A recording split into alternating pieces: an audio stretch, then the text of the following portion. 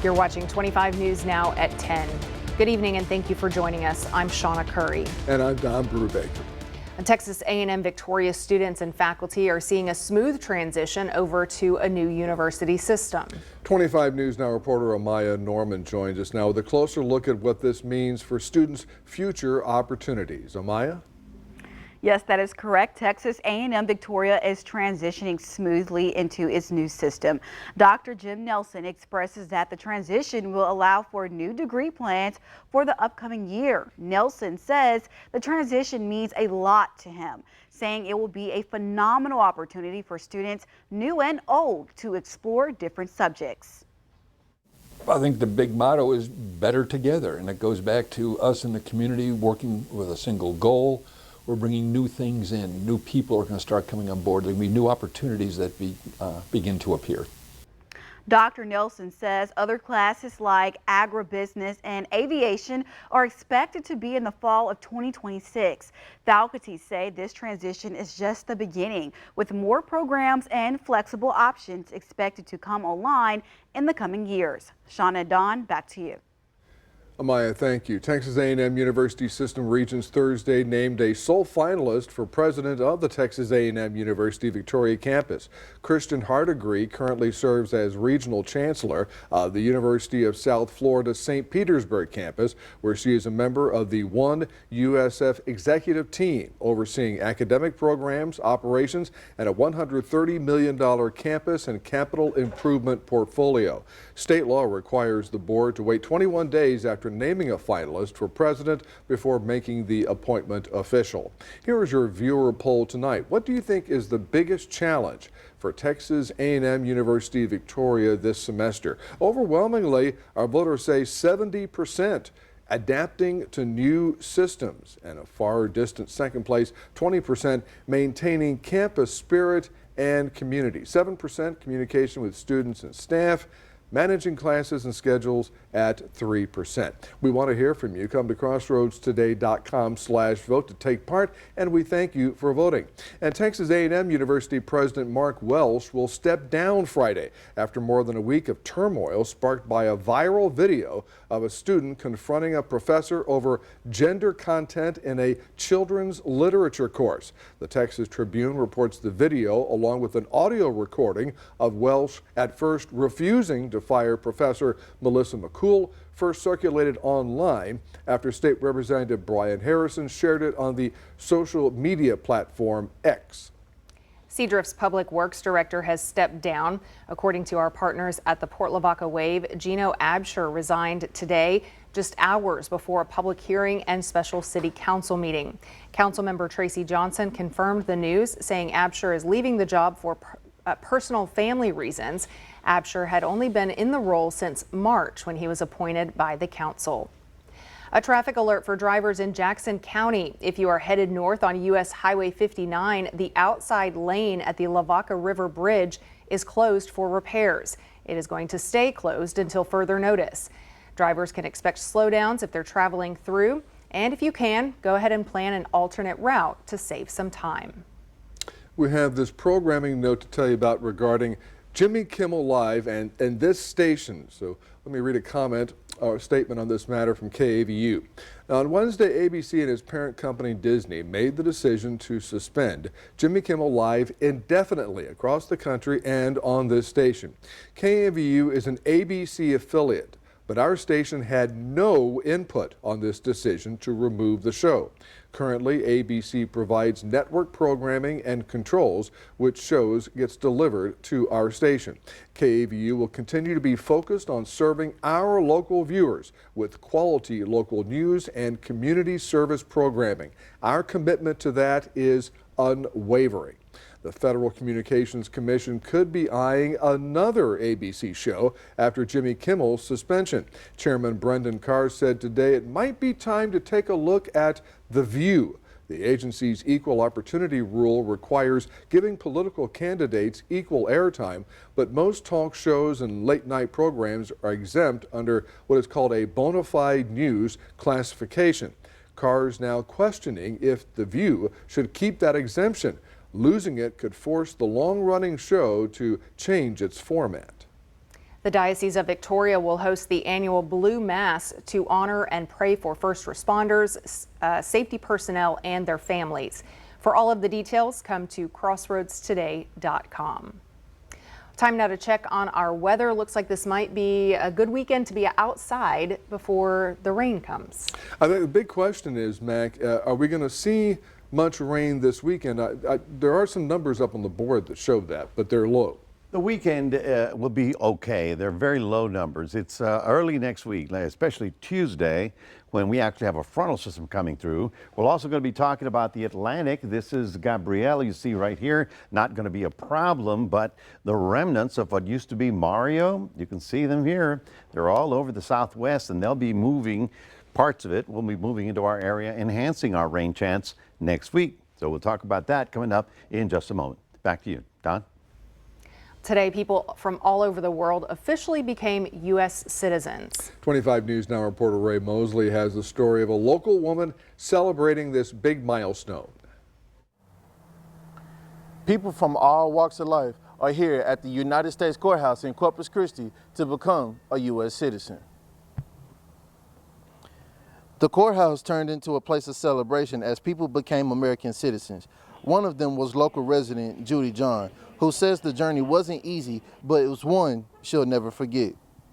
There's always a fear of deportation. So if you become a U.S. citizen and you pass all of these exams, you have to go through the civic and the English test, and then if you pass, and then becoming a citizen is wonderful.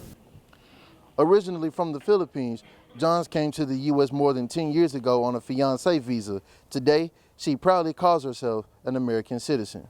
I'm very, very grateful because it's like living a dream of becoming a U.S. citizen. So yeah, I'm very, very happy and I'm glad. She admits the process can feel long and overwhelming, but says it's worth it because it can change her family's future. John says living in the U.S. is beautiful and says it is truly the highlight of her life. Reporting in Corpus Christi, Ray Mosley, KAVU TV, 25 News Now. A Cuero native is making waves in the U.S. Navy. Airman Emily Jones, a 2023 Cuero High School grad, serves as an aviation structural mechanic with Helicopter Maritime Strike Squadron 74. She says lessons from high school band like leadership help her succeed today. Jones joined the Navy last year looking for something more fulfilling, and she's already been nominated for the Blue Jacket of the Quarter. That's an award for top junior sailors in her squadron. She says serving gives her a meaningful way to give back and credits her family for inspiring her path. A man died after riding a roller coaster at Universal's Epic Universe in Orlando. Authorities say 32-year-old Kevin Rodriguez Zavala became unresponsive on the Stardust Racers coaster Wednesday and later died at the hospital. The medical examiner ruled his death an accident caused by blunt impact injuries. Universal calls the incident devastating and says the park is cooperating with investigators. The coaster remains closed. Democrats in Texas say their voices have been silenced by the GOP's redistricting efforts. John King visited the Lone Star State and spoke to people in two areas most dramatically impacted by the new congressional maps. There's got to be some sort of a change. Manny Rizzo is a Democrat in Texas, on the losing side again. Intentional gerrymandering in order to control the vote. Rizzo keeps private jets flying at this airport in Pflugerville, currently in a solid blue congressional district. But not for long. Texas Republicans drew new maps for the midterms, and the Austin area gets a dramatic makeover. This is Kyle, Texas, about 20 miles down Interstate 35 south of Austin. As of today, this is the 35th congressional district, one of two solidly blue seats in the Austin area. But when Texans vote in next year's midterm elections, the map will be dramatically different. The 35th moved south, east of San Antonio, to Republican country. The 37th made more compact right there in Austin. The result? Two Democratic districts become one, and tens of thousands of Texans, now represented by Democrats in Congress, dispersed into more rural and Republican districts. Rizzo doesn't think it will impact business if this hangar is suddenly in a red district, but it does impact his top political priority. Rizzo's 9-year-old niece, Jackie, was among the students gunned down in Uvalde. The Republican whose district will pick up Pflugerville does not share Rizzo's views on gun safety legislation. These politicians are afraid to go against their party, even when it involves something to prevent a child from dying in the school. Gretchen Pruitt is also angry at being moved. She likes her wine red, but her politics blue. When I was in public service in the government, I could not speak out, but I'm now retired and unmuzzled, and so I have a voice and I'm going to use it. Pruitt is a retired library director. She has studied the new map lines, understands the math, promises to keep fighting, even if she can't stop the Republicans in 2026. Is it about Texas or is it more about President Trump? I do believe it's about President Trump. There was no talk of this until the president suggested it. The new Texas map is aimed at creating 5 new Republican seats. And if it works out like the GOP wants, they could control 30 of the state's 38 congressional seats. Remember, your news, weather, and sports are streaming 24/7 at crossroadstoday.com. Coming up on 25 News Now at 10, the CDC panel on child vaccines is considering changes to the recommended schedule. Also ahead, nearly a third of adults struggle with seasonal allergies, how climate change could reportedly make symptoms worse.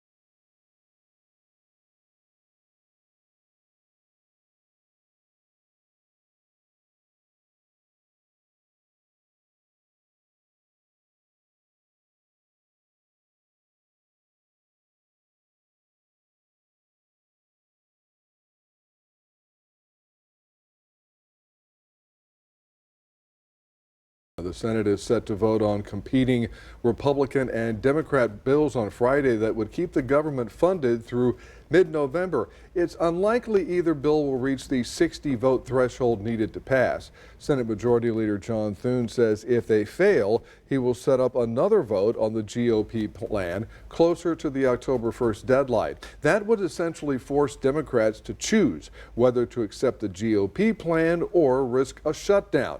The House is also set to vote on the GOP bill Friday. The nation's top OBGYN group is out with new guidance on cannabis and pregnancy. The American College of Obstetricians and Gynecologists is advising women not to use marijuana while pregnant or breastfeeding. They also want doctors to ask patients about cannabis use before, during, and after pregnancy to help avoid possible risks. This comes as marijuana use among pregnant women is on the rise across the nation. A CDC advisory panel voting tonight on new recommendations for child vaccinations. The panel deciding whether to restrict or narrow guidelines for vaccines that have long been recommended for children in this country. ABC's Olivia Rubin has more. Today, a shakeup from the CDC panel that sets recommendations on vaccines for children. Though not final, the group saying it's considering dropping the recommendation that all newborns get vaccinated for hepatitis B. The committee narrowing its recommendation for the combined MMRV shot, which includes measles, mumps, rubella, and chickenpox for younger children, saying it should now instead be 2 separate shots. Some studies have suggested a slightly elevated but overall very rare risk of seizures when all 4 are given as a combo shot to kids 12 to 15 months old. The MMRV vaccine, although comes with a slightly higher risk, is adopted by many parents out of convenience. Eliminating that option possibly can reduce compliance or participation with vaccines. The panel today not weighing any new scientific evidence. Experts say changes could create new barriers for millions of children. If we make changes to the vaccine schedule, it doesn't necessarily become federal law, but this may actually narrow the amount of people who get insurance coverage through public programs, such as the vaccine program for children. The panel, which consists of members who have expressed vaccine skepticism and spread vaccine misinformation, appointed by HHS Secretary Robert F. Kennedy Jr., who has pushed vaccine misinformation himself. It comes one day after Susan Menares, Trump's fired CDC director, testified that she was ousted for refusing to rubber stamp the panel's recommendations for changes to the childhood vaccine schedule without evidence. Republican Senator Cassidy, a doctor, warning Americans should not have confidence in certain changes to these recommendations. The Vaccine Advisory Panel makes recommendations to change the childhood vaccine schedule. Should the American people have confidence in that decision? No. Now, any changes need final sign-off from the acting CDC director or from Kennedy himself. This panel also meets again tomorrow to discuss even more possible changes. Olivia Rubin, ABC News, New York. Nearly a third of adults and more than a quarter of children in the U.S. suffer from seasonal allergies. Experts warn climate change reportedly may make symptoms last longer and be more severe. Fall allergens like pollen can linger until the first hard frost, causing stuffy noses, itchy eyes, and runny noses. Doctors suggest limiting exposure by showering and changing after being outside, keeping windows shut, and cleaning filters and vents. Americans are not hitting the road like they used to. New numbers show that we are driving about 5% less than 20 years ago, and younger drivers are leading the shift. Fewer teens are even bothering to get a license. Back in the 80s, about half of 16-year-olds had one. By 2021, that dropped to just 25%. Experts say things like online shopping, social media, and concerns about aggressive drivers all play a role. And this trend could reshape how roads are designed and how they're funded in the future. Well, you know the fall season is officially here when you start seeing and smelling the pumpkins. First United Methodist Church in Victoria hosted a pumpkin baking day with children from the community to celebrate the 33rd year of its annual pumpkin patch. Committee members say the patch has become a cornerstone for families during the holidays, offering a place to gather and give back. Children spent the day cooking, picking pumpkins, and having fun. They even baked pumpkin bread from fresh pumpkins. It is a cornerstone event for our community here in Victoria, Texas. Everybody loves to come to the pumpkin patch to find the biggest pumpkin they can find every year. And we, as volunteers for this church and this ministry, love to see the faces coming back year after year and the smiles coming back year after year as well. And those loaves that they baked, they will be sold, all proceeds going right back into the community programs. But, you know, not really feeling like fall quite yet, Mac. I can smell it from here, you know, and it looked pretty good. At least we can start talking about pumpkin spice and all those things nice. All right, so when does it get cooler? Well, not necessarily this weekend. It's 76 degrees right about now, calm winds out there. We managed to get up to the 90s again. 93 was our high, but even though we're going to have a warm weekend, which is going to be fine, early next week we started a pretty good chance of getting some significant rain around here. We'll be talking about that right after this.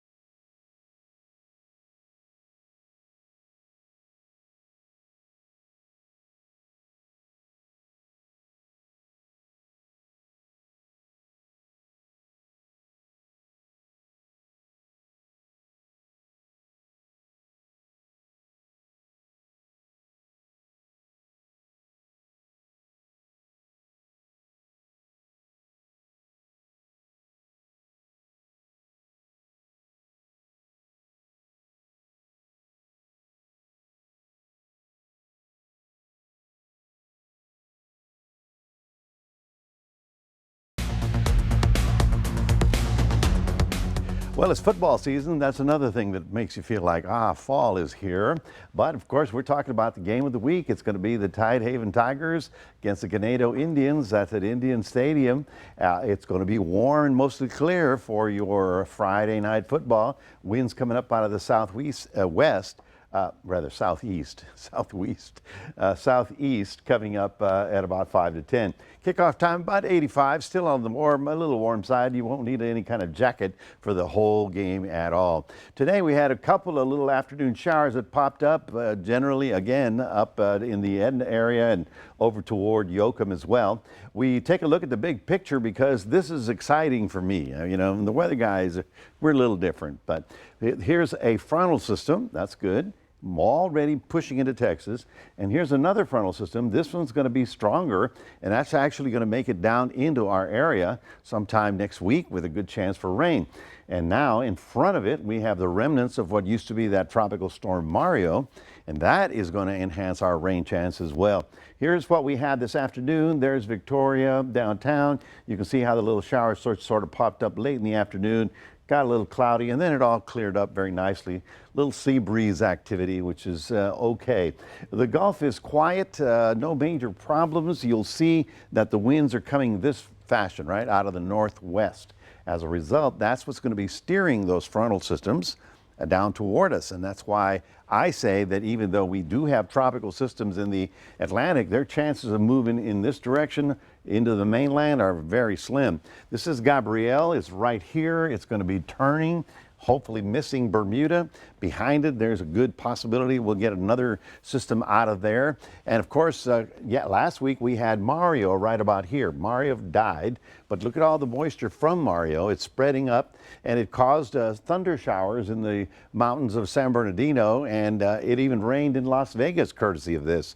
Well, then you put together with that front, it's going to push that down into the central part of the country.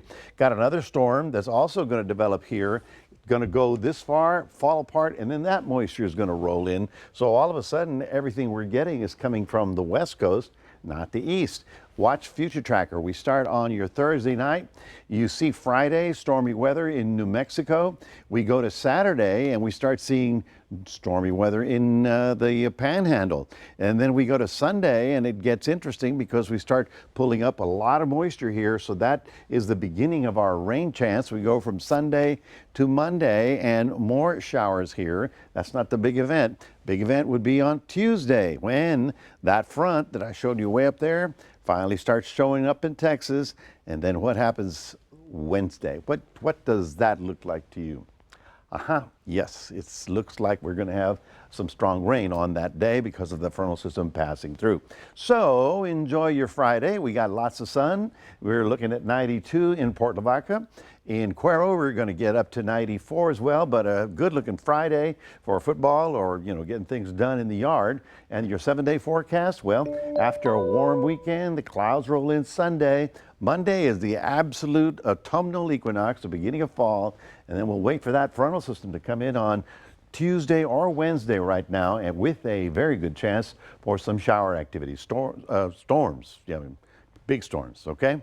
We'll be talking about that later on. Right now, that's the 7-day forecast. Reminding everybody we do have a QR code. We'd love for you to scan that, put Crossroads a Day on your phone. And now we'll toss it over to Max with his Athlete of the Week. Yeah, first of all, Mac, I wanted to shout out there for the graphic again. Great job for you guys there. It's going to be some great weather for our game of the week there tomorrow. But for tonight, though, we're going to hand our Athlete of the Week to, again, Bloomington star running back Aiden Gardner. I'll tell you more about that coming up next in sports.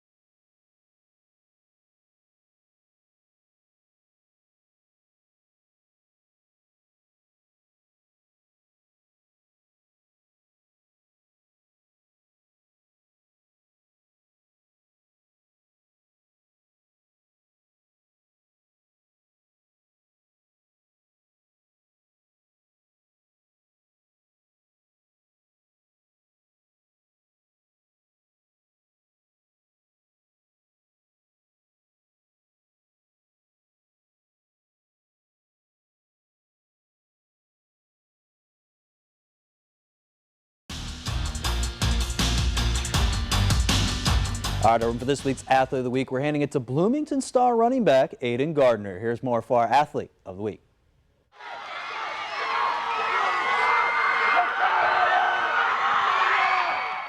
This week's Athlete of the Week goes to Bloomington running back / defensive back Aiden Gardner, who last week on the road versus Ben Bolt Badgers had 4 touchdowns and a pick 6 to the house, which reached our top 3 plays that we showcase every Saturday night for our 10 p.m. newscast on KVU TV 25.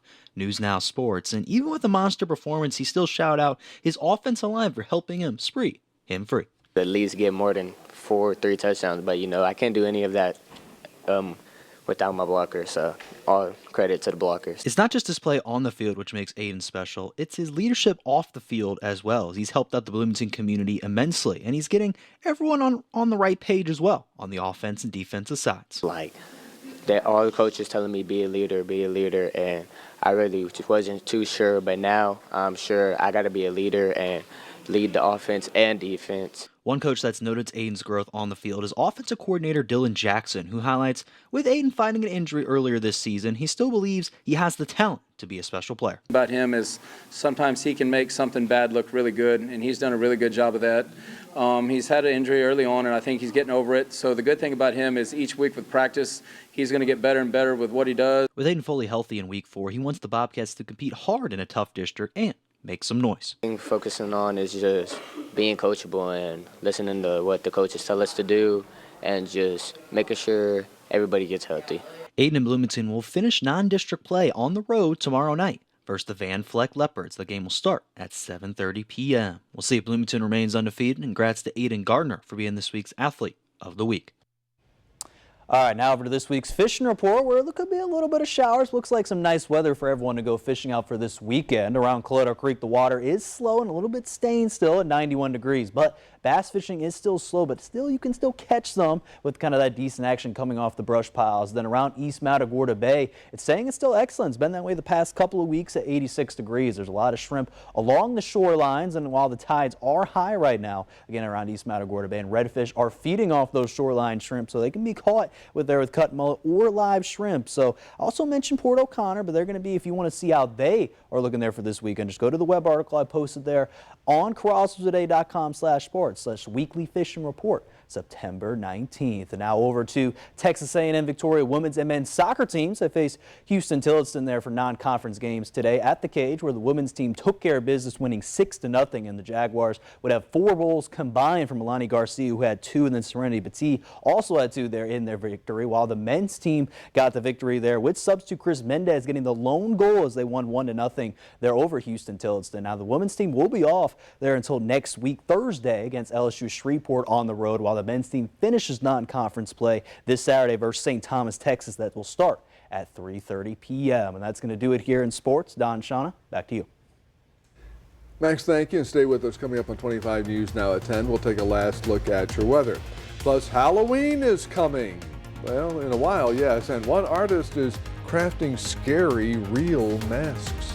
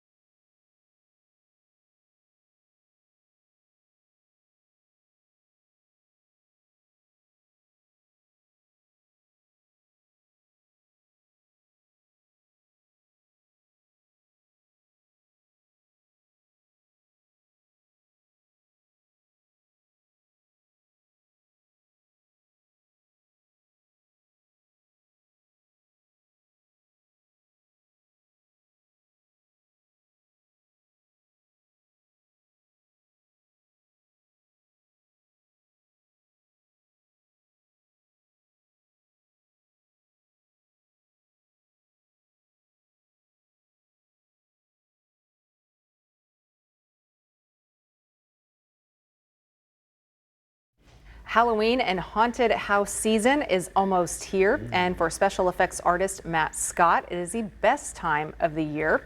Scott from Murray, Kentucky makes custom masks and props for haunted houses year-round. His designs include masks that look like humans wearing them, and other monsters seem to burst out. That sounds scary. He learned the craft as a hobby at Ripley's Haunted Adventure in Tennessee and now spends hours creating these detailed masks and immersive worlds for people to enjoy. A ship that sank nearly 140 years ago in Lake Michigan has been discovered. Researchers found the F.J. King, a wooden schooner lost in an 1886 storm, dubbed a ghost ship. It eluded search efforts for generations. Using sonar, the Wisconsin Underwater Archaeology Association located the wreck near Bailey's Harbor with its hull still remarkably intact. Citizen scientists took part in the project, making them the first to see the ship since the night it went down in 1886. Wow. That's a long time there, Don. Look at that. Oh, man. That's a lot of still searching. very much intact. Well preserved. Look at that. That's pretty amazing. Still see the wheels there. I mean, that's. You could probably go get the pottery and the cups and saucers off of that thing. Oh. That'd be worth a little bit, you think? I would think so. Ariel can go down there and get her, what are they called? Oh, the mermaid? Yes. Ariel, who's Ariel? What's its galore? Well, that's one thing to do this weekend. For us, you can enjoy the outdoors because it's still going to feel like summer, as temperatures will be in the 90s for tomorrow, Friday, and then again on Saturday. It's Sunday when the clouds start getting thick, but I don't expect the heaviest rain to actually arrive here till about Tuesday night, and we'll certainly be watching it for you. So, but for the short term for tomorrow, it's going to be terrific. Lots of sunshine. That's good. We'll meet the latest member of the police force in Albia, Iowa. Officer Bonsai is an honorary police officer, and she just happens to be a tortoise. Another member of the force rescued Bonsai, who was found wandering around in Wisconsin. That officer is now her workplace caretaker, making sure that Bonsai gets plenty of leafy greens and sunny naps. Is that Officer Bonsai? Officer, yes. I'm sure she's super fast at pursuits. Well, thank you for joining us tonight. Join 25 News Now sunrise at 5 a.m. Let's start the Celebrity Family Feud.